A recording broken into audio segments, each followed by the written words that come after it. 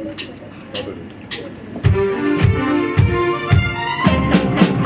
の日のようにあなたと再び心通わせ黄昏てゆく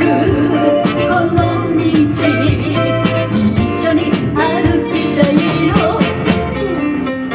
気づけば不満だけが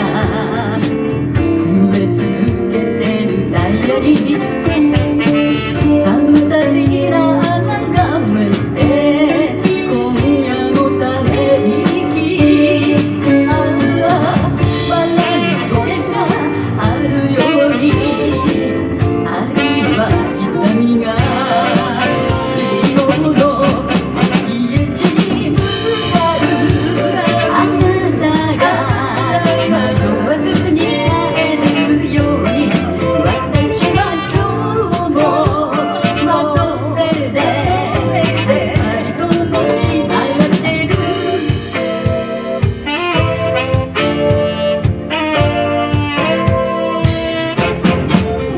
君と思い綴